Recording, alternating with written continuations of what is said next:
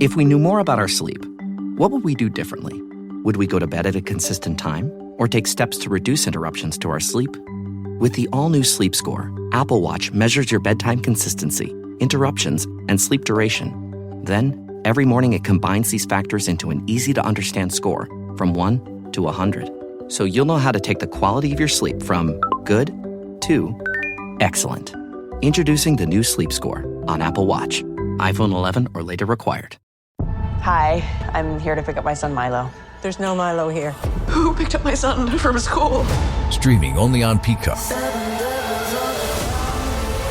I'm gonna need the name of everyone that could have a connection. You don't understand. It was just the 5 of us. So this was all planned. What are you gonna do? I will do whatever it takes to get my son back. I honestly didn't see this coming. These nice people killing each other. All Her Fault. A new series streaming now only on Peacock. Ladies and gentlemen, non-binary listeners, heroes and heroines, crooks and crookians, the Spice Girls, the audio performance you're about to enjoy discusses casinos and gambling. We do not recommend gambling with money you cannot afford to lose or that is needed to pay bills. If you have a gambling problem, contact your problem gambling hotline. If you do not know how to contact your problem gambling hotline, send an email to help@casinocombat.com. We will find that number for you and provide it to you. Our hosts' past performances are not indicative of anyone's future results, including his own. All materials presented here are based on actual facts. Names and dates are changed to protect the innocent and the guilty. Some events unrelated to outcomes may be omitted in the interest of brevity and clarity.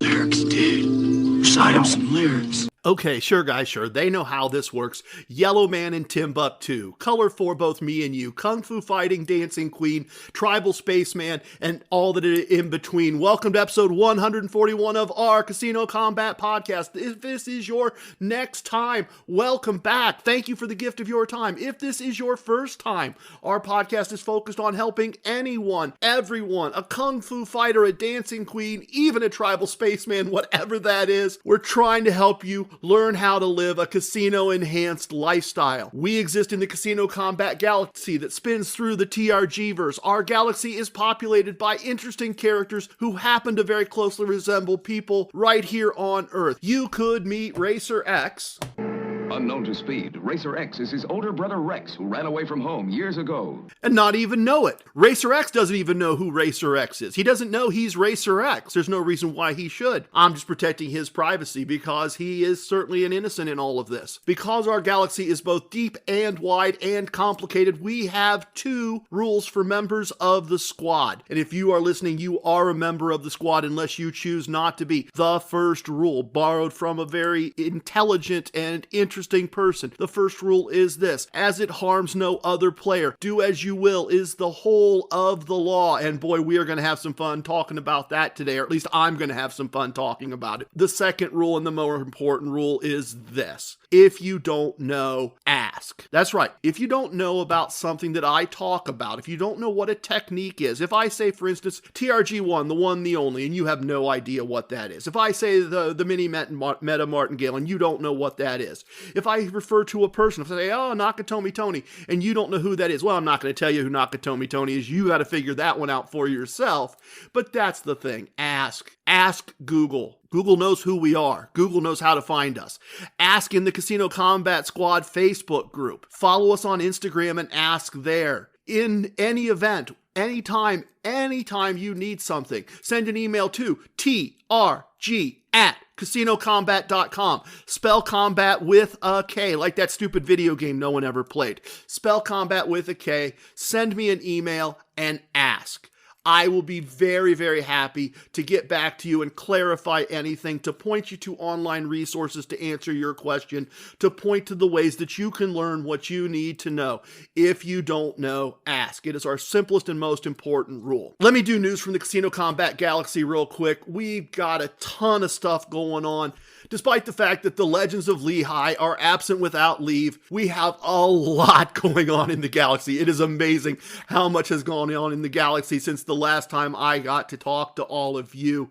We have not one, not two, but 3 new members of the Excelsior Brigade. People that have figured out where my real world home casino is, Casino 2. They found that. They applied to be a member of the Excelsior Brigade. We are happy to accept them and welcome them. Some of them have then joined us in the virtual VIP lounge that we are running on Slack. They have wonderfully become part of the voices in my head that talk to me, that understand.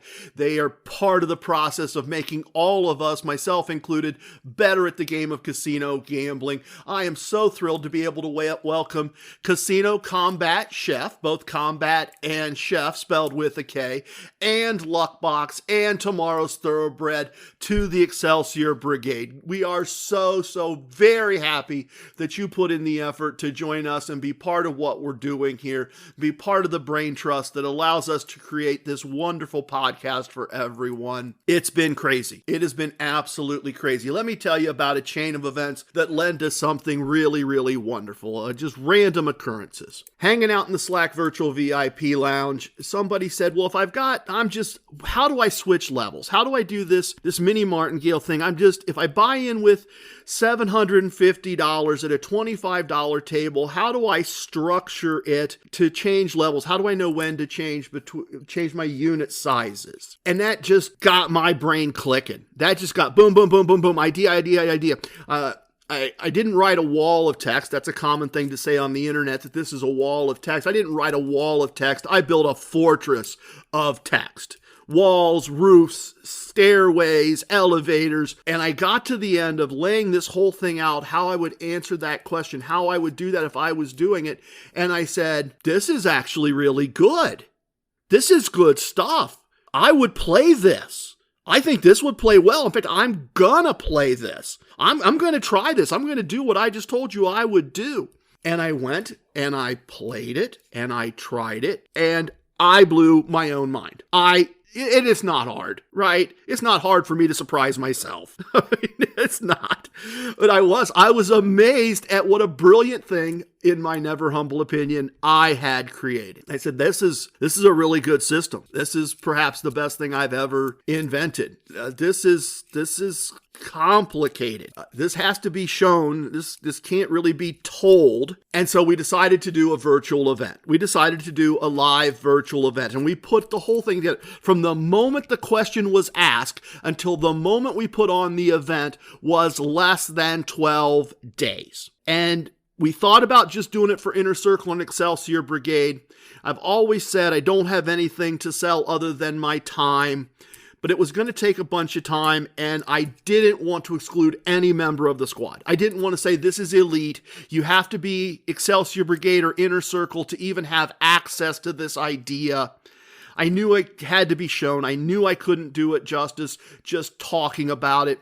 So we put together an event. We let people know on social media. We let people know in Facebook, in our 2 groups on Facebook. We let people know on Instagram. We got the word out to everybody in the Slack virtual VIP lounge. We let people know as much as possible. We set a price for the live event of $50. I then comped all the members of the Excelsior Brigade and Inner Circle that wanted to attend. That just seems right. Some of them were part of the idea. They're part of the brain trust. They've earned the right to have some privileges and benefits.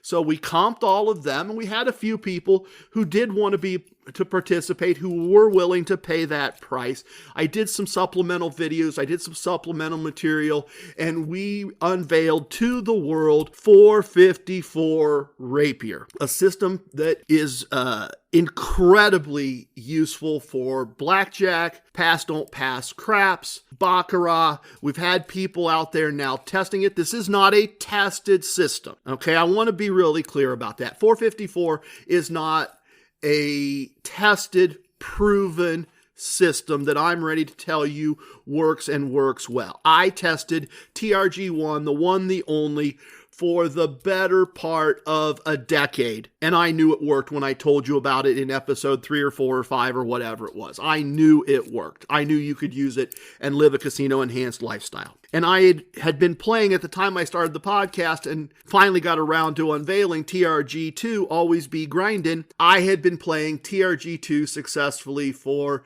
4 or 5 years.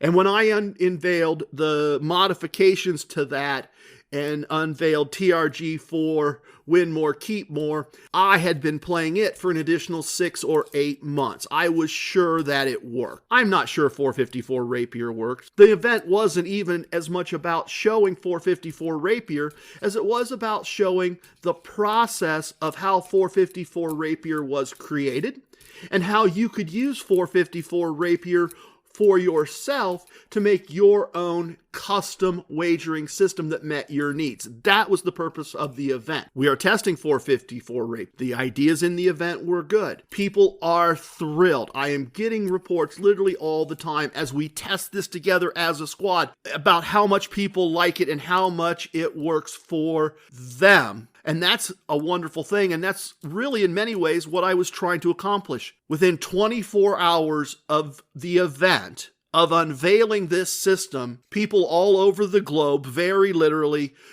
people on the other side of the planet from where I live, were testing this system. And they were making little modifications of their own. And a database has been started to collect everybody's results. And I don't want to leave anybody out, but a lot of work went into this. A lot of effort went into it. It took a lot of time. It took a lot of resources. And I am going to keep this one as a paid thing, at least for the foreseeable future. I am not going to talk about it here, not because I'm trying to hold anybody out, but rather because I think you need to see this. And I think you need to understand the idea of how to build your own using this. Not just get 5 minutes. We talked for 1 hour and 30 minutes as a group about this system and the ideas in the system. Lots of people with lots of smarts and lots of gambling experience ask lots of great questions. I think you need to hear those voices and hear those questions and see the illustrations and see the examples. In addition to that hour and a half, and I'm sorry, I sound like a pitch guy, and I am sorry, and I do apologize, and I'm not trying to pitch you.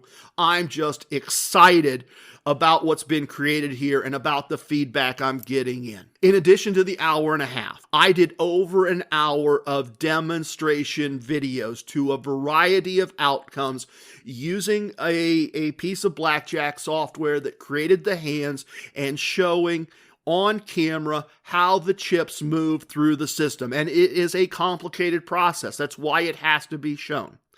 In addition to that, Equine Ensign said, you know what I'd like to see, TRG? You have that TRG4 video on the YouTube channel where you played blackjack and you played TRG4, just straight up TRG4. I would love to see you run those same hands with Rapier as opposed to with TRG4 to see if Rapier would perform better or worse. So I did that video. That's almost another 40 minutes of content. So we have an hour and a half, 2.5. We have over 3 hours of video content that shows the 454 Rapier system, and we have feedback saying that it is a great system to play. People are playing it for real in casinos. There are about 30 people total at this point on the whole planet that even know how it works. And the question came up in the event, the question came up, does this replace TRG4? Does this replace the Meta Martingale? Does it replace the Mini Meta Martingale? It's still being tested. The early results are good. We all love it. But it's not about perfect systems, and it's not about what replaces what. I'm going to have some thoughts about that today. I am. But having said all of that, I do not want to lock anyone out. I am making, some people have asked since then, and I've been more than happy to. We put a price of $30 on it. A lot of effort, a lot of time went into it. It deserves to have some exclusivity. if you send an email to me, trg@casinocombat.com, and tell me that you would like to have access to all the videos so that you can learn and evaluate 454 Rapier on your own, I'm happy to do that. You send me the email. This is how it's going to work. You send me the email. I'm going to send you back a note. And after I send you back that note, I am going to go on PayPal and I am going to send you a request for $30. And if you don't feel like that's fair, you can just ignore and delete that request. No harm, no foul. I am happy that you are part of the squad. If that's not something you want to spend, that is more than fine. I know that the other things I've taught will work and will do a good job. You have watched me for over 3 years live a casino lifestyle, a casino enhanced lifestyle from the things I've taught in this podcast. But if you complete that request and send me the $30, then I will send you the private links to all of the materials, the recording of the event itself, all of the demo videos, and the video comparing 454 Rapier technique to TRG4. I always said I don't have stuff to sell. Things evolve. Times change. I'm working on a couple books. I'm working on some other things. They make sense to me for where I am in my life. There's one point of view that says, I've taught what I have to teach. It's here. I gave it to the world. Much like Tesla, I invented things that are useful or that people say are useful, and I gave them to the world. And I could just put my flag right there and move on with my life. The other choice is to find some ways to monetize this, to find some ways to capture additional value into my life from all of this. And that's what we've decided to do here. And that doesn't change the fact that I'm still going to keep talking to you. In fact, it's stuff like that that means I can keep talking to you, and I will keep talking to you, and we will keep cranking out these episodes and putting this material out in the world. So if you think 454 Rapier sounds interesting, if you think $30 is a reasonable price point for over 3 hours of content that teaches this system that people like ECE, PhD, Fourth to the Ring has said is absolutely brilliant. If you want to learn what VCPD said is perhaps the only system anybody's put out that really works and is tested in the real world, that I decided to charge a little bit for. If you'd like to see that, send an email to trg@casinocombat.com. Let me know you're interested in 454 Rapier, and we will get that process started. Every episode, I put together a little something that I call our battle plan. The segments I'm going to cover in the episode. This episode, we are going to start with a travel segment and get the results for the month of August 2024 out of the way first. Then we will have a Questions My Sons Ask segment to share my responses to some conversations that happened recently in the Slack Virtual VIP Lounge. After that, we are going to do a Moment of Koncepts segment to think about some big ideas that are important to me in my casino interactions. As always, we will finish up in the Virtual VIP Lounge with some sips and some stories. I am excited. Good stuff in this one from my point of view. I hope you all agree. Ha, see, ya, hold tight. Here we go.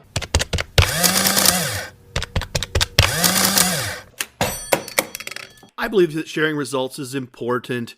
It's important that you have at least some basis to decide whether you want to trust me or not trust me. Although it is helpful that at this point we have lots of people out there that have tried the things I've talked about and they're reporting that it works for them. It's possible, I suppose, that I've convinced a whole variety of people over the course of 3 years to gradually build up some great big charade and grift, and that I've pulled in people, and we planned this all along. We planned to introduce East Coast Emissary and Atlantic City Empress as characters to lie to you and tell you that they're doing what I taught and it works for them, and Nakatomi Tony, we're going to pull him in later, and we're going to have all these people, VCPD online telling people. It's possible, I suppose, that this is some big elaborate grift to sell a few tickets to an event, but I'd like to think there's enough validation out there. There's enough people who've tried it, done it, and vouched for it that this is becoming somewhat less important. We've got lots of track record out there, both in terms of results and everything else. So I just want to keep that tradition, but I'm going to do this very quickly. I'm going to give you a quick look at the results for August of 2024, which of course means it's astounding. Time is fleeting. This episode is brought to you by Greenlight. Get this. Adults with financial literacy skills have 82% more wealth than those who don't. From swimming lessons to piano classes, us parents invest in so many things to enrich our kids' lives. But are we investing in their future financial success? With Greenlight, you can teach your kids financial literacy skills like earning, saving, and investing. And this investment costs less than that after-school treat. Start prioritizing their financial education and future today with a risk-free trial at greenlight.com/Spotify. Greenlight.com/Spotify. This episode is brought to you by eBay. Buying parts for your car? You'll know that will it work feeling. But on eBay, buying parts is different. eBay's free returns means if it doesn't fit, or if it isn't what you expected, you just print a label, drop it off, and get your refund fast. No haggling, no stress, and at least 30 days to return any eligible item. Millions of parts, free returns. eBay. Things people love. Eligible items only. Exclusions apply.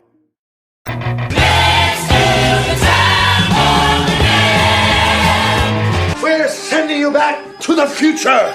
Yes, indeed, we have jumped time again, forward another month. We're getting closer to being caught up. It's a wonderful thing. We'll get there.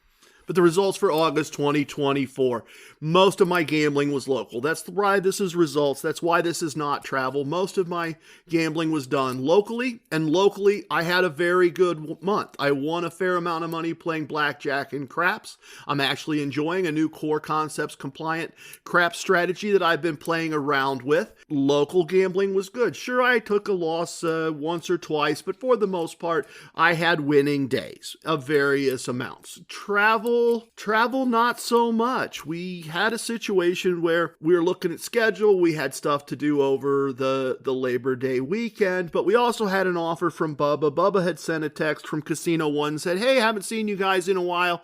You know, if you'd like to come back down, in addition to whatever you have in your offers and everything, I have an additional significant, I'm not going to share dollar amounts, but it was a significant amount of free slot play for each of us. And so looking at our schedules and looking at our commitments to our families and grandchildren, it was like, oh, I could take a day off work here and we could go down to Casino One right before the end of the month, right before the holiday. The pool's still open.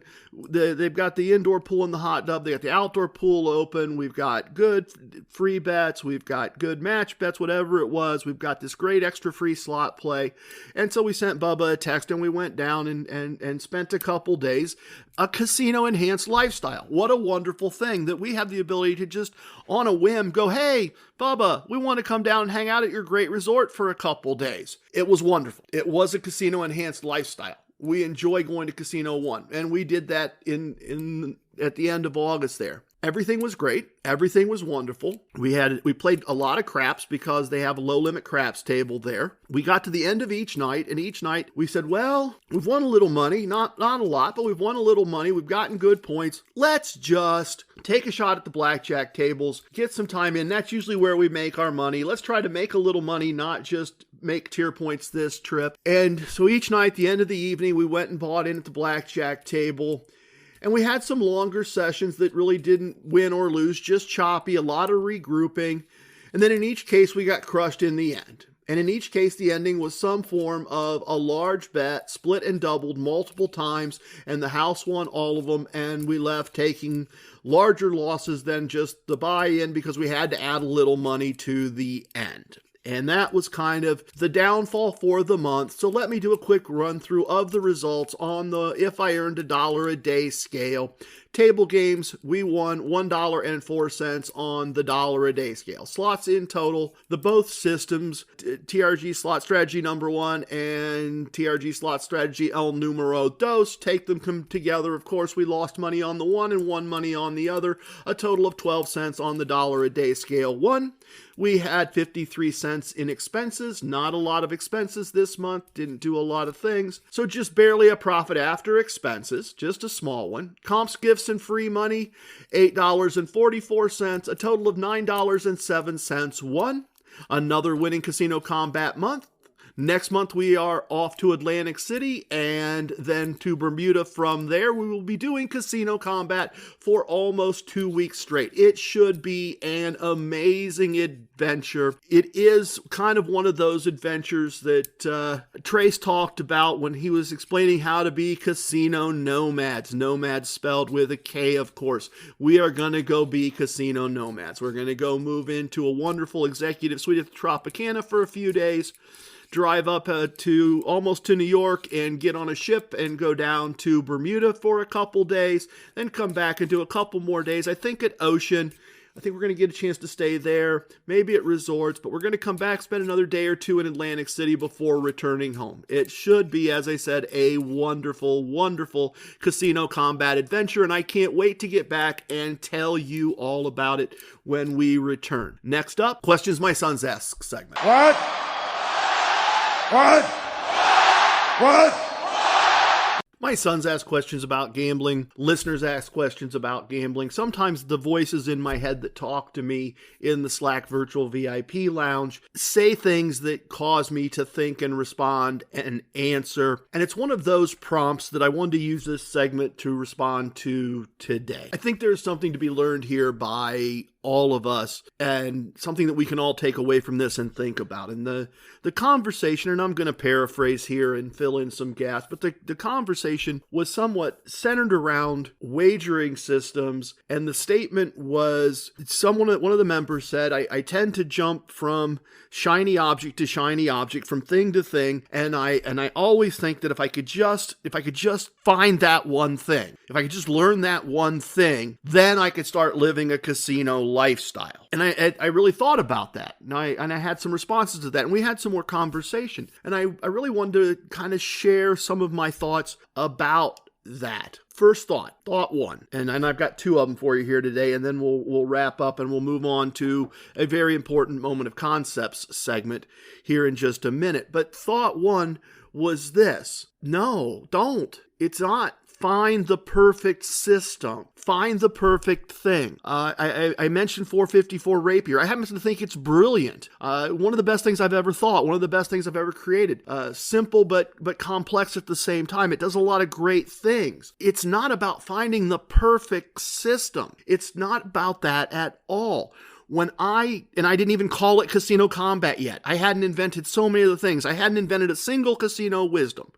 I hadn't bought a vest. Gabriel hadn't responded to it and said, oh, you're doing Casino Combat. None of that was, I hadn't had the first thought of any of it. But I was doing what we call Casino Combat. I was living a casino lifestyle. I lived a casino lifestyle playing TRG1, the one, the only, when it was the one and the only. A very simple, basically at its core, a slightly accelerated, slightly truncated martingale system, the easiest of things that everyone has proven can't work, and a little bit of what I now call a progressive wager, responding to a series of wins, in my case 2, with a slightly increased wager. I had synthesized all the things I'd read from all these books, and I had a wagering system, a very simple one, a very basic one. And I was out there playing it, and in result of playing it, I was winning more than I was losing by a little bit.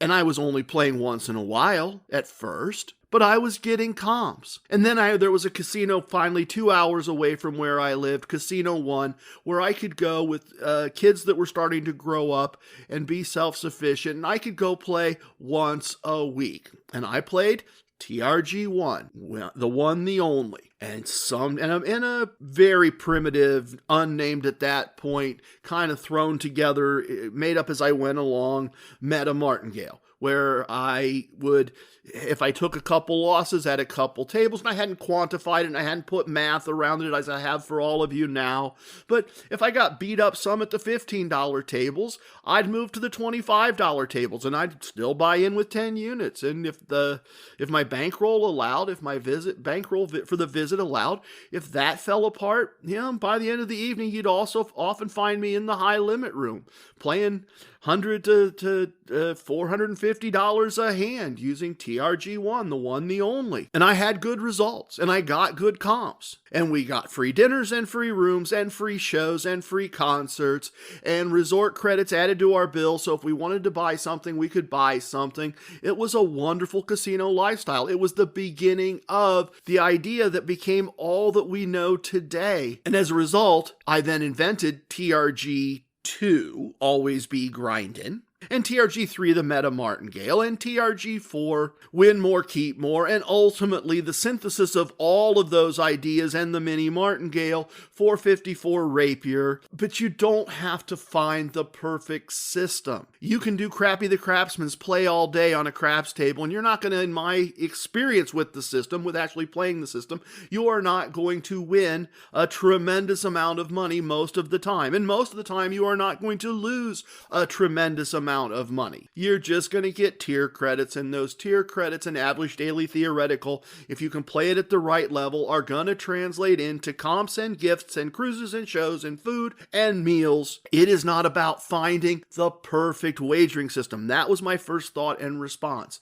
Don't wait till you think it's perfect and you can do it perfectly to go live a casino lifestyle, a casino enhanced lifestyle, as I've been saying, or starting to say more often, casino enhanced lifestyle. You just need to do casino combat, the whole thing, because the whole thing is not about the one perfect wagering system. It's not. You can do ambush craps and you'll get comps and gifts. And those comps and gifts will make up for the few times that you take a loss for the month. Go play for the month. Implement the core concepts. Have some wagering process that responds to a series of losses with an increased wager.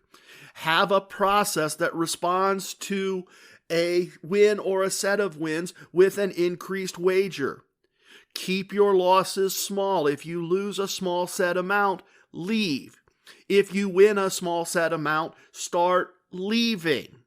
Have a bankroll that's appropriate to that. That's casino combat. That's how you go live a casino-enhanced lifestyle. It's not because you found the perfect thing. Or quite frankly, and not humbly at all, maybe it is you found the perfect thing. The perfect thing is the core concepts. The core concepts don't say this one wagering system. The core concepts don't say that at all. Part of our living a casino-enhanced lifestyle is slot play, right? It's not a perfect system. It's just one little system within, I found my voice here. I guess I had one thought. I actually thought I had two thoughts, and I really had three. The perfect wagering system is not TRG4. It's not ambush craps. It's not Crappy the Crapsman's play all day. It's not one of the roulette strategies that may or may not be a great tier credit generator that doesn't create much in the way of losses.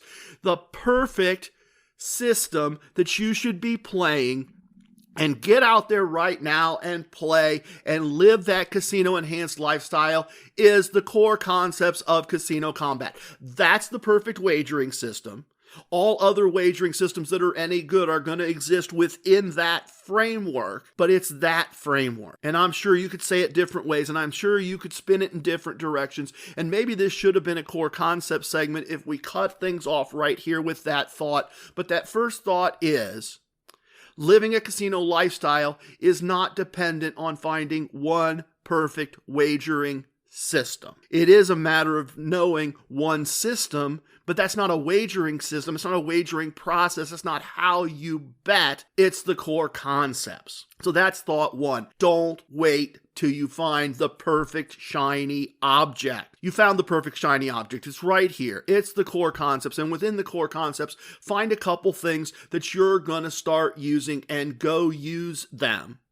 And make sure you get appropriate tier points, and make sure you take advantage of the comps and gifts. So if you get to the end of a month and you've lost a few dollars, you're going to make it up with comps or gifts. And the other part of that phrase, when I originally introduced it all the way back in episode 2, was, and if not, you made it up the month before, you'll make it up the month after. And if you're using money that you can afford to lose and not money that you need to pay bills, that all works. And here's my second thought, and it's, or third, I guess, and it's equally important. If you keep bouncing from system to system, wagering process to wagering process, shiny thing to shiny thing, when do you achieve mastery of that process? When do you become an expert? You're constantly moving from thing to thing to thing to thing to thing. There's a lot of value in mastery, in knowing something inside and out, in getting to a position in TRG4 where things are a little uncomfortable. You've lost a little bit more than you would have liked to have lost so far. You're at that -6 point. You're at that -7. Mastery says, I've been here before. I know how I'm getting out of this. I know what good things can happen from here. I'm fine. I'm comfortable. I've done this before. That's from mastery. Mastery tells you when to take a zero exit. Mastery and knowledge allows you to see new things about. It's only because I mastered TRG2 that the entire casino universe started knocking me on the head saying, fix this problem. And some of you think it was a problem that didn't need to be fixed. There are plenty of TRG2 always be grinding fans and players out there. They have their own preference. That's wonderful. That is an amazing thing. I thought TRG4 was better. I still think TRG4 is better. I still think that one little tweak between TRG2 and TRG4 is meaningful and useful, but it was only, and that's not the point, to debate which is better. That'd be fun. It'd be fun to have enough of us in a room that we could have a forum and have a conversation about why TRG2 is better than TRG4 or vice versa. Everyone can have an opinion. The point is, only when I mastered TRG2 did I have the insight to see that there was something perhaps a little better. And only when I had mastered TRG4 and invented and played the mini martingale was I able to have enough knowledge, wisdom, insight, and skill to answer someone's question and invent 454 Rapier as a result, which is incredible. But all of that was a journey. And the journey did not start with mastering something perfect. It started with doing something imperfect until I became a master of it and saw the next step. So that's my encouragement. That's my response to what the kids call it FOMO, fear of missing out because you haven't found the perfect system, and not being able to live a casino enhanced lifestyle because you don't know the perfect system and you think this one might be better than this one. Go do it. Follow the core concepts. They'll take you where we're trying to help you go. You don't have to find the perfect anything because you found the perfect thing.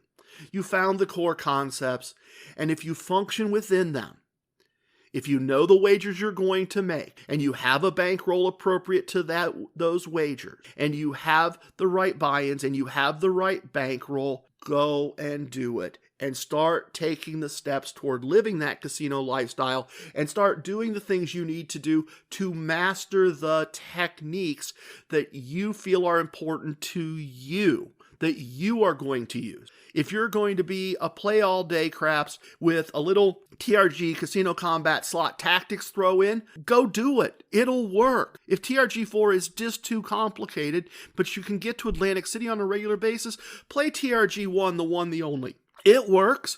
I've done it. I did it for years. It's completely doable because the core concepts, which ultimately turned out to be so right in so many ways, are really the ideas that you need to focus on, and then focus on mastery. And if you know, you know. I'm not going to name names on this one. I'm going to protect the innocent and the guilty. Big thanks to the person and individuals and people and voices in my head that let me think about this. What are we going to do next? What's next up? Next up is a Moment of Koncepts. Boy, this is a big one, everybody. This one is going to be so huge, so amazing, and a bit confusing. We're going to get into the deep end a little bit. Let's go do that now. You're traveling through another dimension. A dimension not only of sight and sound, but of mind. Thing means nothing. What? A journey into a wondrous land whose boundaries are that of imagination. With new, gentler scented Clorox disinfecting wipes, clean finally smells as good as it feels. On everything from lamps to ceiling fans. Even on your kid's toy shark. Oh, ouch. Clorox disinfecting wipes. Now available in Ooh, crisp lemon. Find it on Amazon. Clorox. Clean feels good. Shaq here, spinning fast-acting pain relief with Icy Hot. Ice works fast, heat makes it last.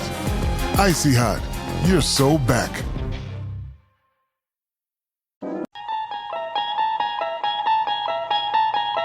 I like to use Moment of Koncepts segments to think big ideas, to hopefully encourage you to think big ideas, and in some ways, big ideas about a variety of things. And so I'm going to ramble at you a bit here, and if this doesn't get a little weird, if this doesn't get a little off of gambling and into thinking and how to think and how I think about things, then this isn't the segment that I think I'm about to do.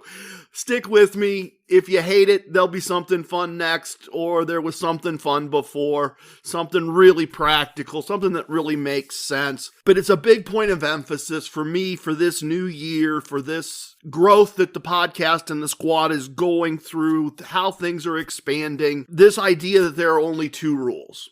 And let me give you a bit of background, and then I'll dive into the deep end here. There are all kinds of online communities. And there are all kinds of online groups, and they always seem to exist just to better one person. You know, I think about groups that were started by a particular gambler. And not any one particular, I'm not thinking about any one specific person, but just in general. They were started by a gambler, and that gambler is allowed to promote themselves. But the rules of the group say no one else can promote anything. The person who started it can benefit, and you can learn from the person who started it, and you can benefit. But boy, if you think anything unique, if you think anything creative, if you have something to contribute, even if you're not selling anything, you can't promote what you did. It has to be about that person. I don't like that. I don't like being part of that. I've walked away from several groups because they were that way. Because if I had something to contribute that wasn't what the person who started it was selling, even if I was not going to profit personally, it was forbidden. And so as people ask, can I post this? Can I post that?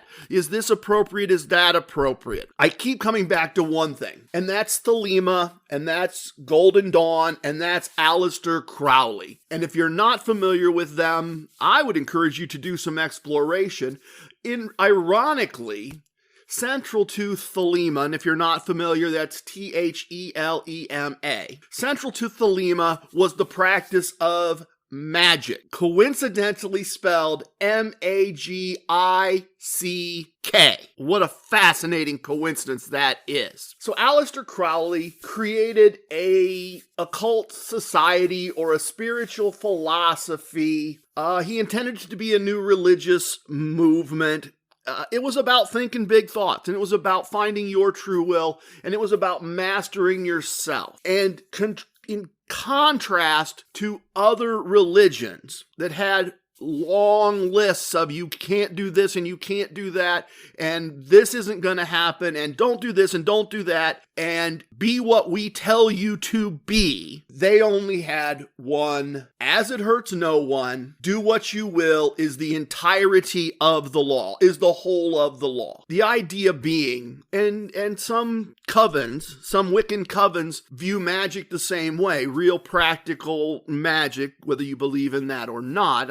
You can make your own evaluations. I'm kind of a Monday, Wednesday, Friday, I believe it, Tuesday, Thursday, Saturday, I don't, and Sunday, I let everybody else figure it out kind of person in my own thought processes. But the idea is, if what you're going to do isn't going to cause harm to someone, it's permitted. Each individual's responsible for themselves and knows what their path should be and knows what they should do. And there shouldn't be a leader making rules for everyone, because how can a leader know what's best for every individual? It's just not possible. And while it generated some fun conversations with Mitch, and I think we've reached a point of agreement there, that's really how I feel about both our squad and about how I want to behave in a casino. And I'm going to tie this back to casino for you. I'm going to give you an example or two about what I mean by this. So both in my personal behavior and in how I respond when somebody says, can I do this or can I do that,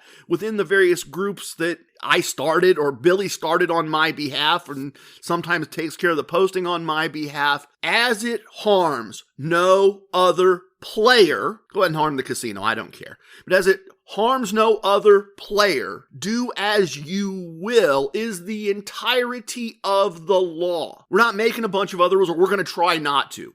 Look, there may be a moment in time where we have no choice but to make some other supplemental rule, but I'd prefer not to. And I'd certainly prefer not have anybody try to put other rules on me, if at all possible. We're responsible for ourselves, and we know what our win looks like in the casino. And everybody, as we've talked about in the past, when we've talked about casino wisdoms, everybody has a different mission when they go into the casino, and everyone has something different that defines what a win looks like for them. And we don't have any business defining that for them, and they don't have any business defining that for us, particularly within our group. And certainly, as I said, within my own personal behavior, as it's going to harm no one else who is playing, do what you will is the entirety of the law. So how does that apply within casino situation? Well, I think one great example of that is being upset about how someone else plays at a blackjack table. And I've been guilty of that in the past. Or being upset about someone putting money on the don't pass. Or being upset because someone buys in the middle of a roll. Or things of that nature. How someone else plays their hand in blackjack really does not hurt you personally.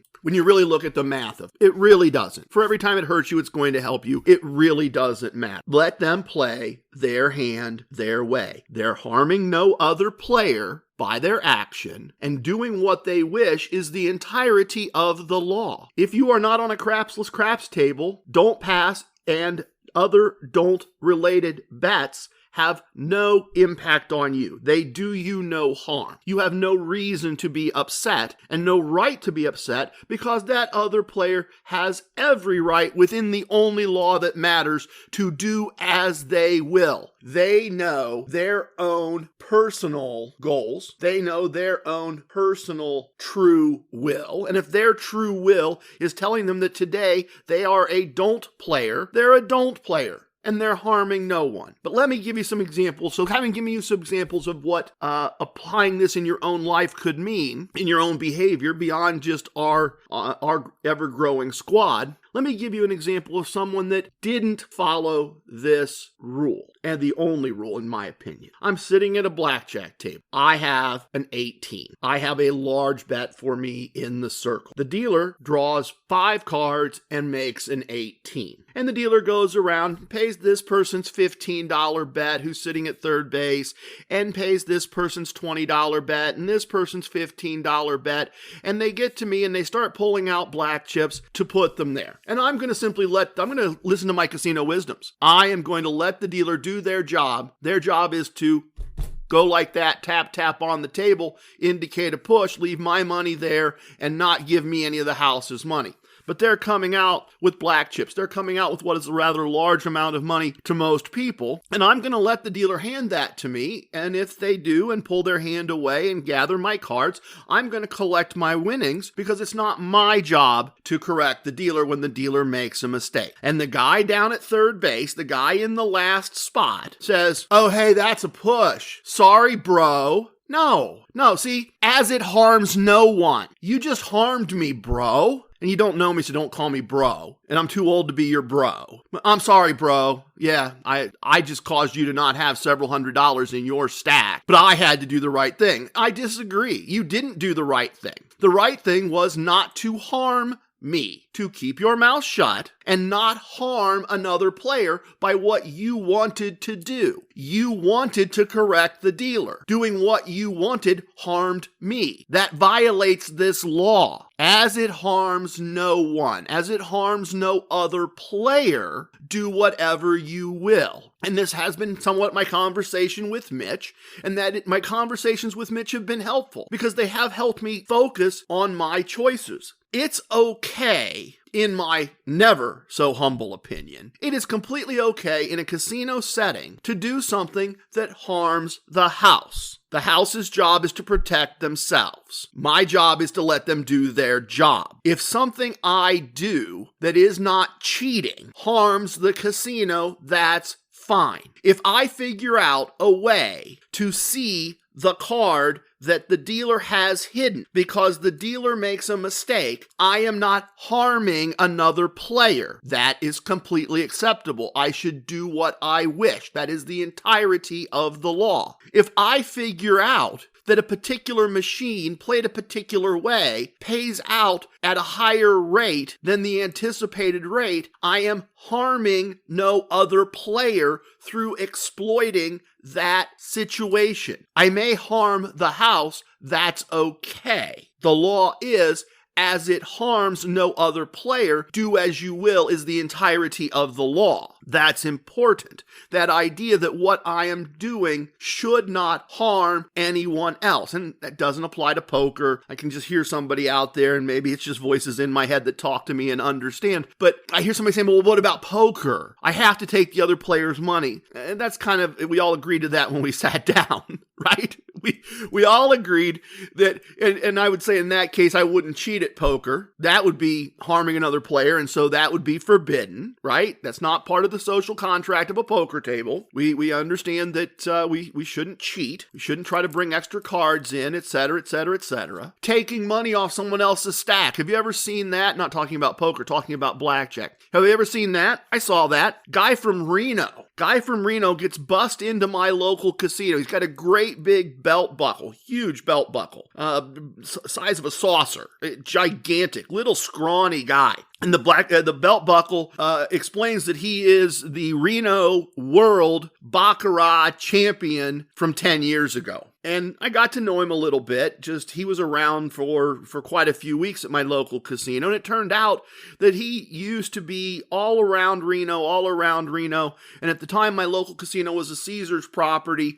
And they had actually flown him in, because he was 7 stars with Caesars. They had actually flown him in and put him in a hotel for 4 or 5 days. And in talking to him over and over again, it became clear they were just sick of him. They knew he didn't really have any money. They knew he was a scammer. They knew he was a grifter. And they wanted him gone. They wanted him out of Reno and out of their casinos in Reno, and they made him my city's problem. They made him my local casino's problem. The guy was a grifter. He would hang around the smoking area, bumming cigarettes and explaining that he was this amazing gambler, an amazing blackjack player, an amazing baccarat player, that he was so good. And our casino had opened fairly recently, and he would explain that he could teach you how to play. He could teach you how to bet. You could win if you just let him show you how to bet, and he wasn't even asking for any money. He wasn't. He just wanted to show you, and if you would let him show you and he helped you win, he would just like 10% of your winning. And many people, he was constantly finding somebody that was willing to pay him 10% if he showed them how to win. And I watched him with several people. And because he had to show you, he was constantly grabbing chips of the player he was teaching and putting them in the circle. And when they'd win, he'd pull chips back and put them in their stack. And he's very fast, and they don't understand how to play, and they don't understand the game they're playing. And I quickly observed that anytime he touched their chips, there was a good chance a chip of theirs was going to disappear.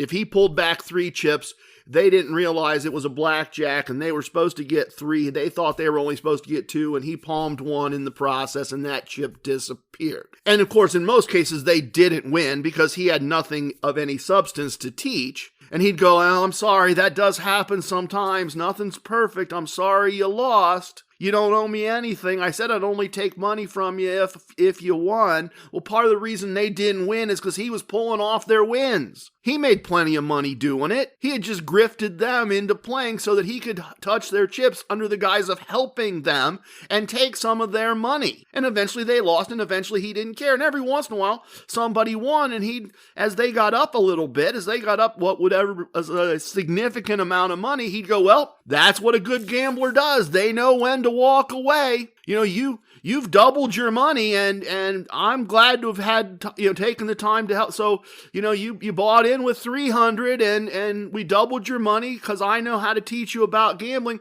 So you owe me $30. Well, he'd skimmed money off the top from them the whole process. And now they're giving him another $30. And in one case, I watched a lady give him 30 and then tip him 50 on top of the 30 because she was so thrilled. He had taught her how to play and she had won. That's harming other players. That's against the law. Our law, not the law, but against this rule for the podcast and for the squad. As it harms no one else, do what you will is the entirety of the law. That's harming another player. We're not going to do that. But using your discount that you get from your tier status to let somebody buy a beer at a discount is not harming another player. It's helping another player. Using the fact that you get a free Red Bull and somebody else has to pay for it is not harming another player. You can argue, and Mitch will, that it's harming the casino. I've heard the argument. I'm sorry, I don't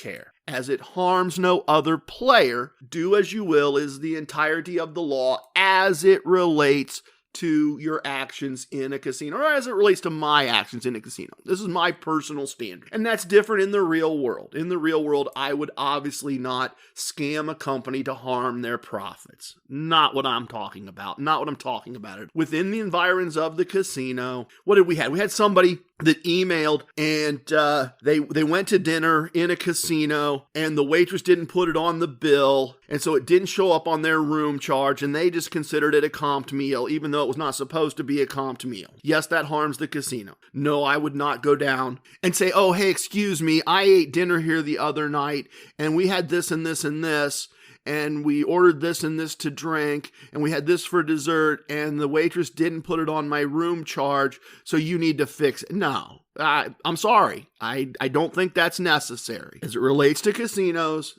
and the things in and around casinos, as it harms no other player, do what you will is the entirety of the law, and don't be the guy or the gal pointing out how to screw up somebody else's payouts even if the house is wrong. Don't correct the dealer and then go, sorry, bro, right? Let them do their job. Don't be that guy. That does harm other players. But as it harms no one, do what you will is the entirety of the law as it relates to casino combat. At least I hope it can always be that way. All right, what was next? Oh, we are going to adjourn to the virtual VIP lounge for some sips.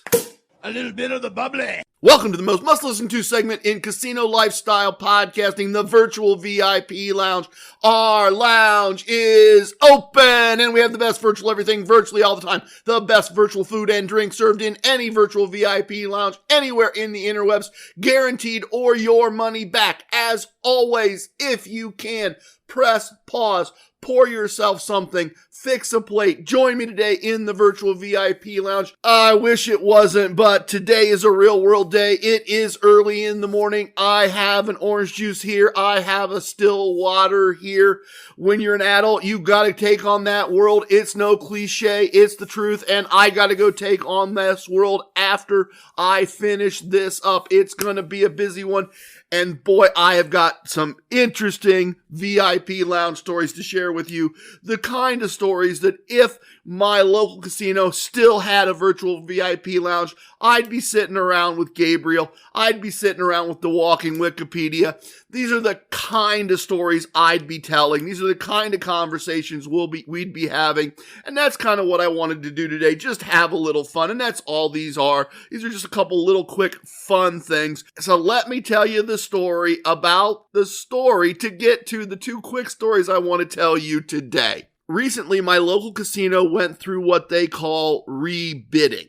And maybe that's really common in the industry and I just don't know what I don't know. But what they do apparently is once a year, based on seniority, everyone gets to kind of say, this is the shift I would like. And then management goes through and does all kinds of math and all kinds of this. And some people get the shift they want and some people don't get the shift they want. Apparently there's a first, second, third choice thing. Some people went ahead and resigned because the shift they were assigned was not a shift they were willing to work.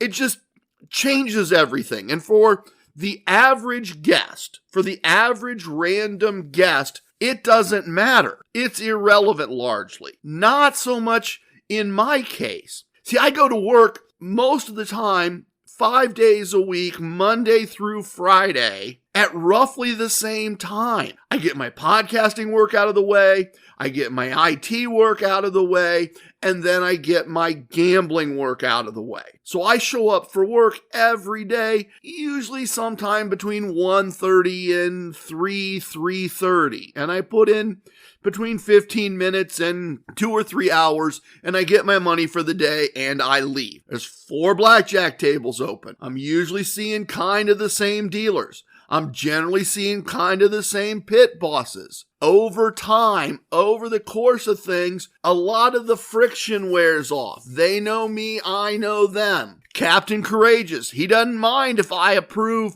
cash coming in and money going out. I'm allowed to make change. I'm allowed to be the second set of eyes on the transaction when a second set of eyes, and just send it and tell him what I sent. My voice is different than the other voices he hears all day, every day. So when I call out that I'm sending 500 center field, it sounds different. He hears that, and then he comes over and records it, and he doesn't always hear the dealers when they're trying to say that. So it's just kind of an agreement we have. Most of the pit bosses just accept that I can bet above what the mid-shoe minimum or maximum is. There's a mid-shoe max. If I come in, I'm just allowed to ignore that if I come in mid-shoe. There's just some courtesies that are extended because they know me, they know who I am, they know what I do, they know what I'm capable of.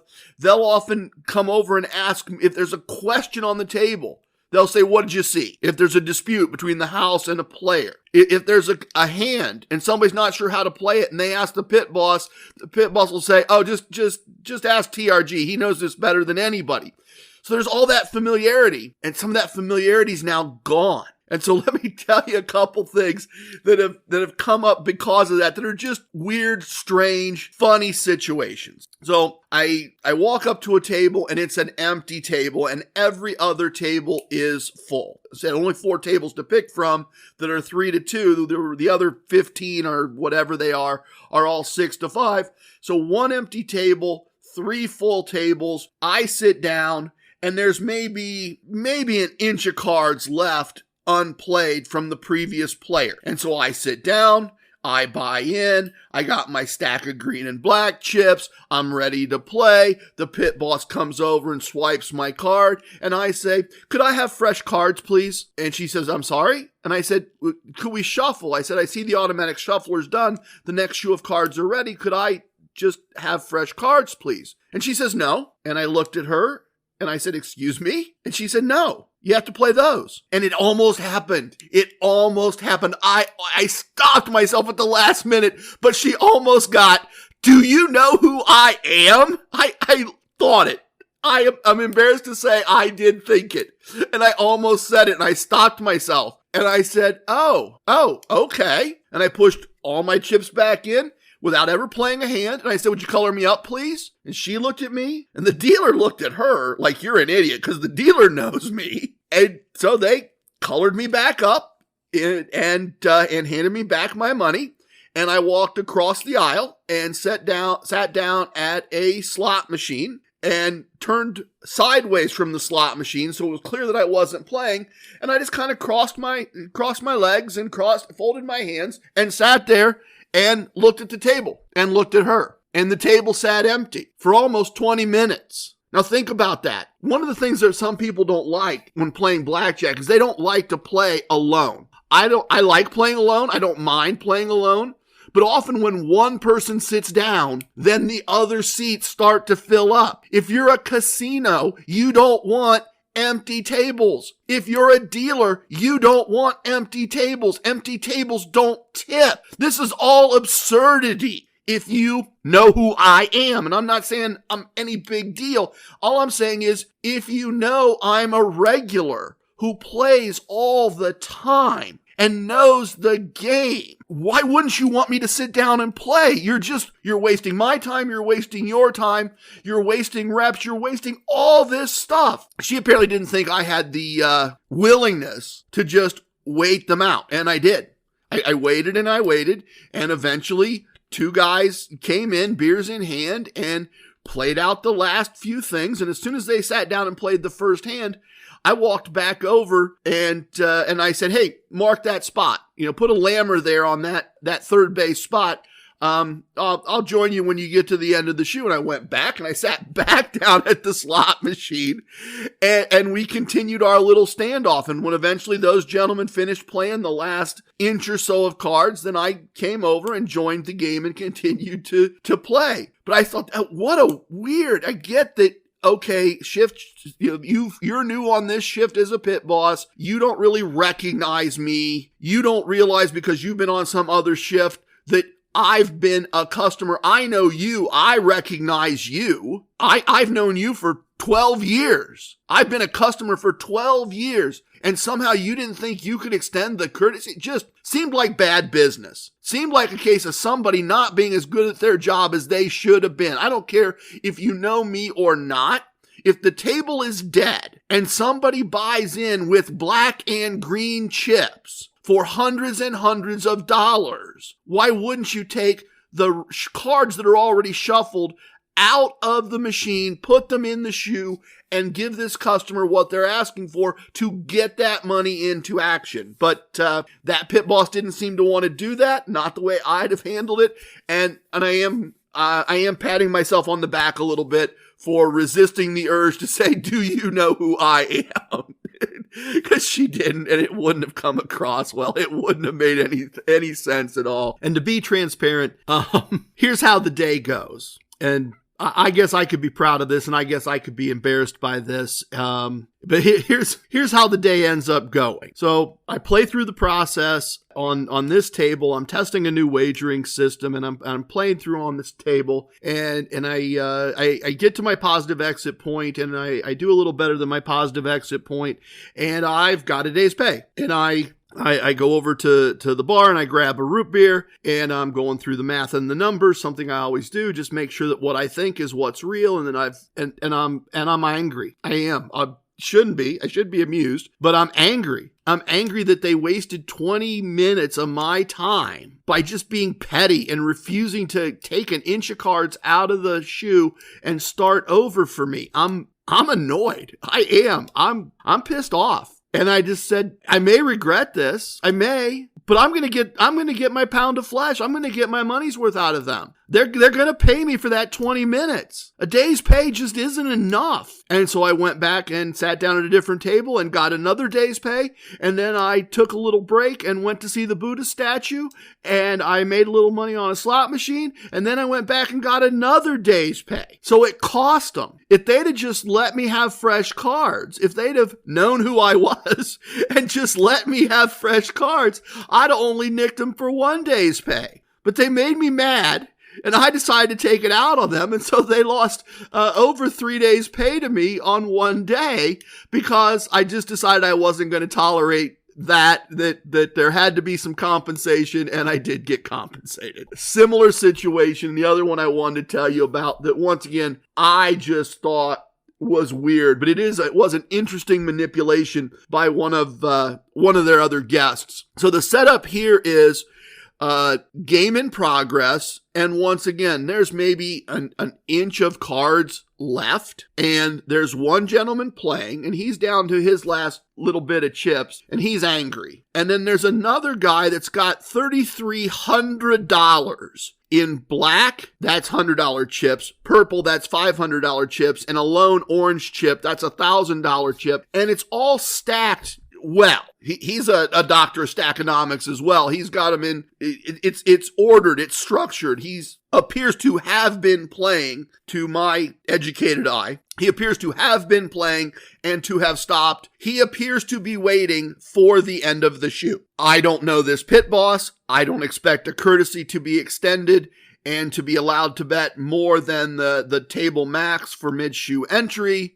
It's a very low number. And so I want to be able to bet more than table max. So I get my money and get my chips and do all that. And I say, I'm just going to wait for the end of the shoe. Not uncommon with this small little inch of cards left to be played. And the one gentleman that's playing plays another hand, then hits the table hard and goes, I'll wait for the end of the shoe. No one's playing. We've got 3 of the 5 spots taken. No one's playing. Everyone's waiting for the end of the shoe. How do we get to the end of the shoe if no one's playing? We're not going to get to the end of the shoe. Now, my expectation at this moment, you got dude who's been playing with $3,300 in big chips. This cat's not betting quarters. He's not plopping table minimum in the circle. He doesn't have a table minimum chip in front of him. He's got all black and purple and orange chips. He's going to be betting $100 or more a hand. I just bought in for a nice chunk of change,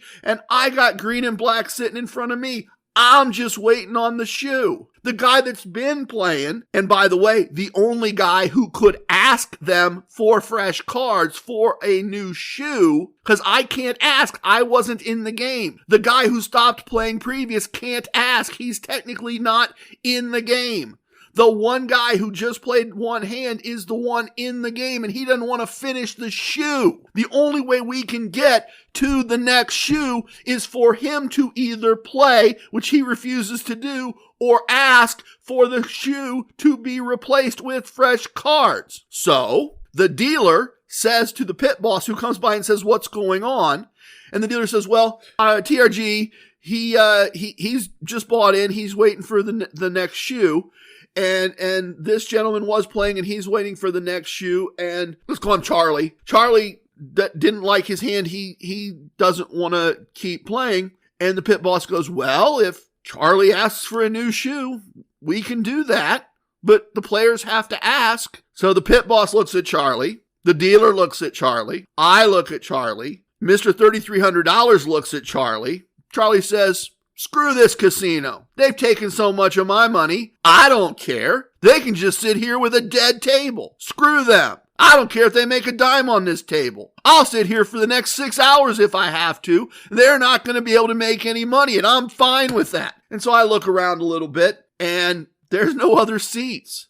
There's no other 3-2 seats available. The other tables are full. I got nowhere else to go. I got no other options. For like 15 minutes, these people all stared at each other. And there's multiple other conversations. And at some point, they think that he doesn't understand, and they explain it to him. He can't, TRG can't ask for fresh cards. He hasn't played a hand. This guy can't ask for fresh cards.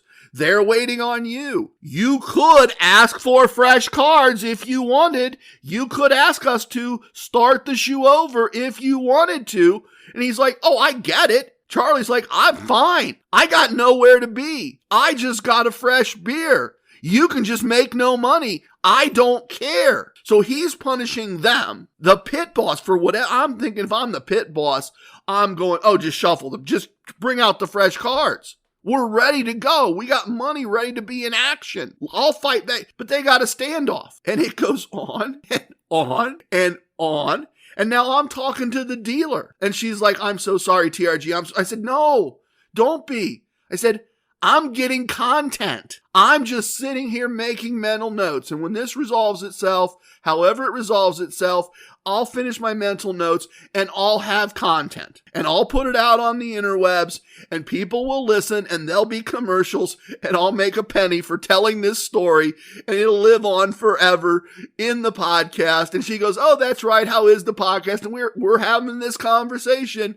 And Charlie's proud of himself, and Mr. $3,300 is kind of amused by the whole thing, and I'm kind of, I don't care, you people do. Eventually it got ridiculous. It did. It got ridiculous, and by coincidence, I happened to have a couple table minimum free bets that were part of my comps and promotions for the day. And I just thought, okay, and not a good chance in this last little bit of card. If I just make the first free bet and the second free bet and burn some cards, I guess this is casino wisdom, right? When there's a problem, find a casino solution. My casino solution was, okay, if I make this free bet and this free bet, and I don't really start TRG4 till after the free bets are done, I'm probably going to get through the last whatever hands that are in this shoe before I have to make a bet larger than the mid-shoe table minimum.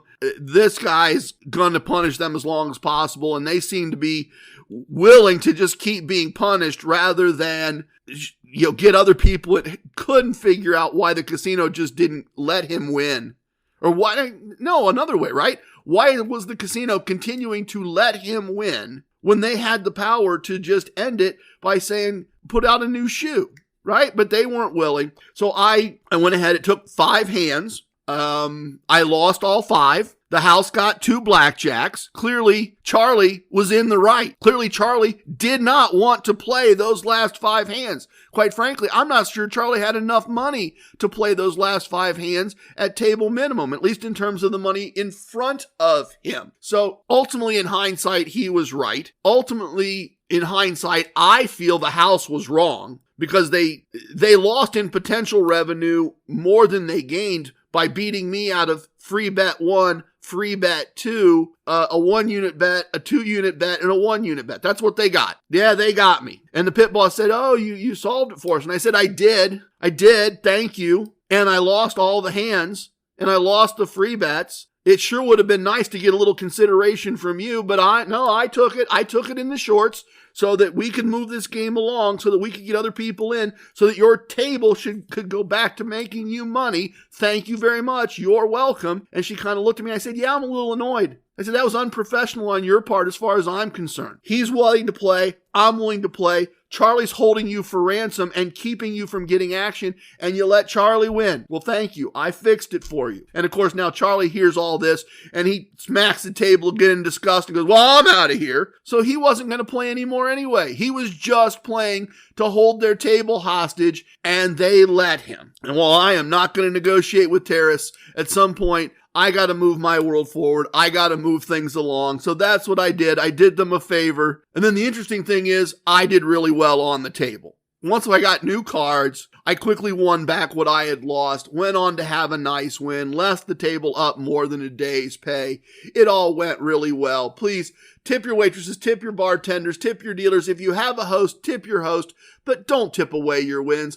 I have spoken. Everything you heard here is true from a certain point of view. In 10 years, we may find out I was wrong about all of this. It's time for leaving, and I hope you understand I was born a rambling man. Love it, hate it, it don't matter. Please share with your family and friends. Goodbye, everyone. Thank you for listening. Thank you so much, as always, for the gift of your time. And stick around. The best part of the podcast is next, the Casino Combat Blues.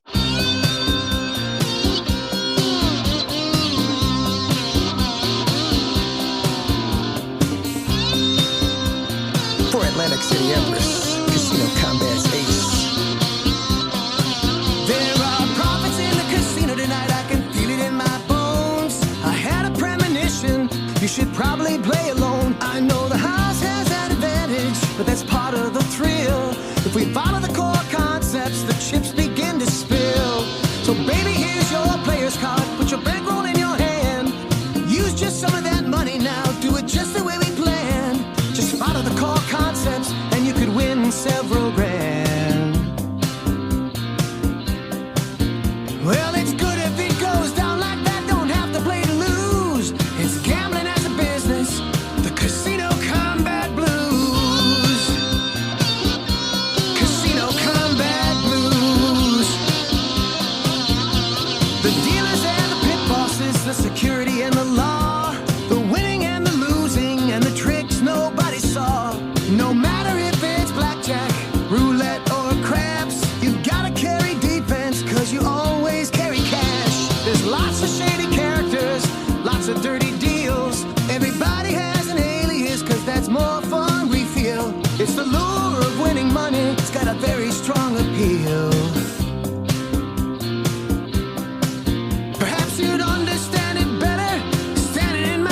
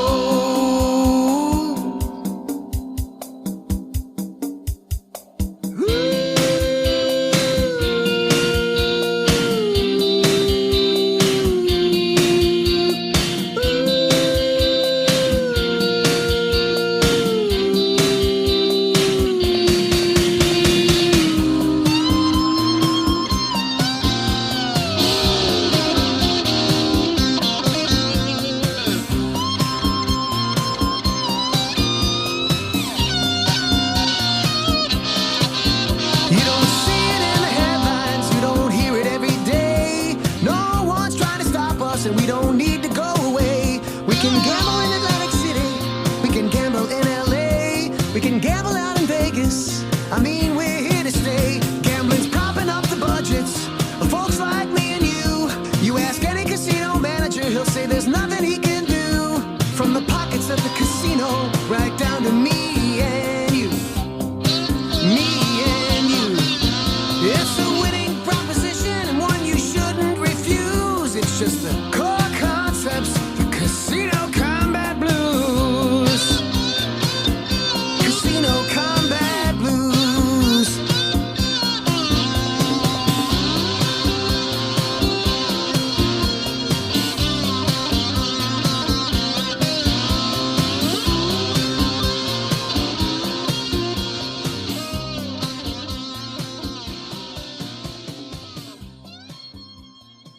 Mint is still $15 a month for premium wireless. And if you haven't made the switch yet, here are 15 reasons why you should. 1, it's $15 a month. 2, seriously, it's $15 a month. 3, no big contracts. 4, I use it. 5, my mom uses it. Are you playing me off? That's what's happening, right? Okay, give it a try at mintmobile.com/switch. Upfront payment of $45 for 3-month plan, $15 per month equivalent required. New customer offer first 3 months only. Then full price plan options available. Taxes and fees extra. See mintmobile.com.